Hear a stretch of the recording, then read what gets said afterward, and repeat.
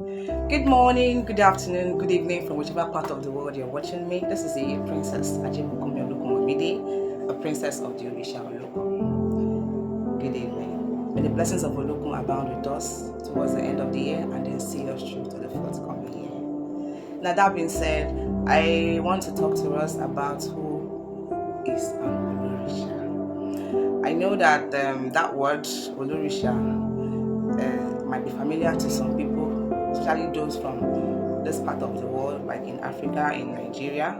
They may be familiar with the word Olorisha, but some other people might be hearing the word for the first time or might have heard the word before and don't know what it's all about. So simply put, an Olorisha is a priest or a priestess of an Orisha.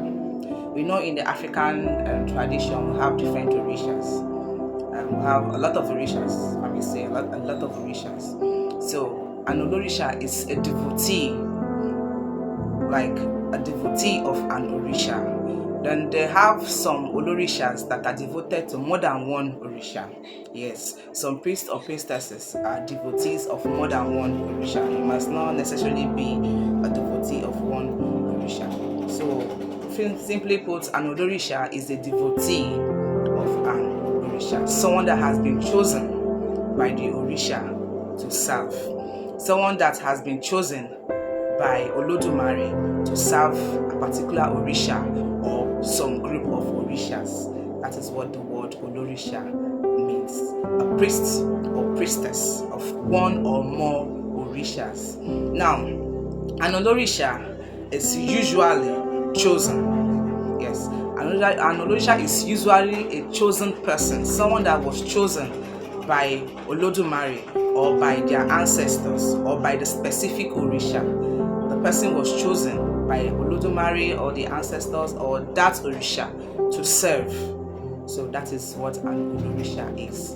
Now, an Olorisha, be it male or female, is like a father figure or a mother figure to people.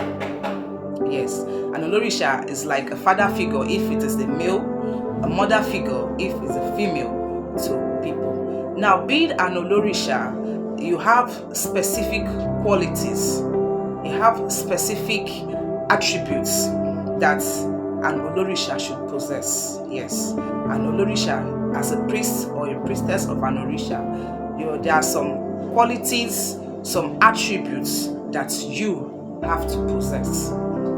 So I want to talk about those qualities and attributes that an Olorisha is supposed to have.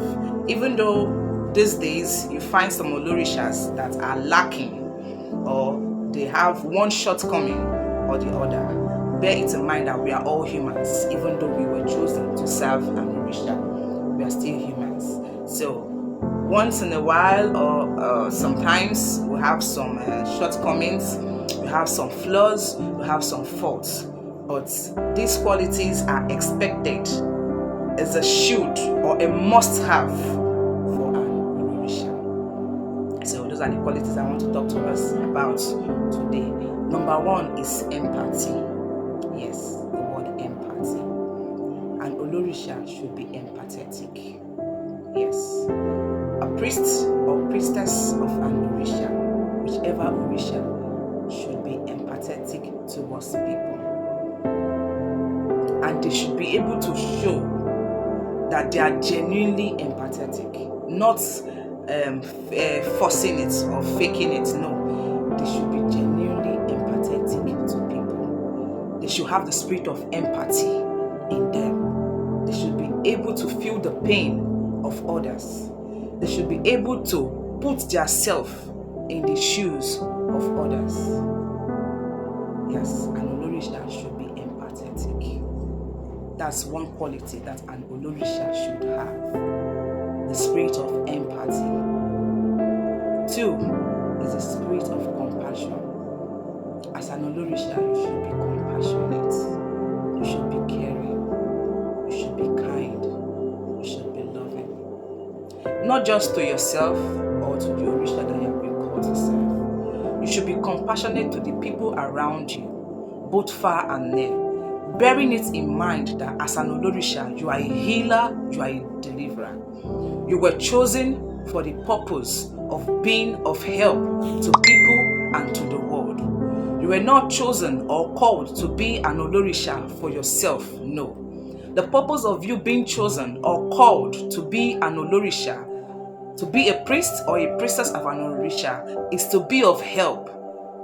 Is to be of help to people and the world in general. So an Olorisha should be compassionate. They should have the spirit of compassion in them. They should be compassionate towards people. That's another quality that an Olorisha should have. An Olorisha should be compassionate. They should have the spirit of compassion. Compassion should be in them. They should be caring. They should be loving. Yes. After being empathetic, an Olorisha should be empathetic. They should be compassionate. They should be caring. They should be loving. Love should be found in them. Kindness should be in them. There should not be any atom of wickedness in an Olorisha. As an Olorisha, you're not allowed to be wicked. You're not allowed to be self-centered. You're not allowed to be selfish.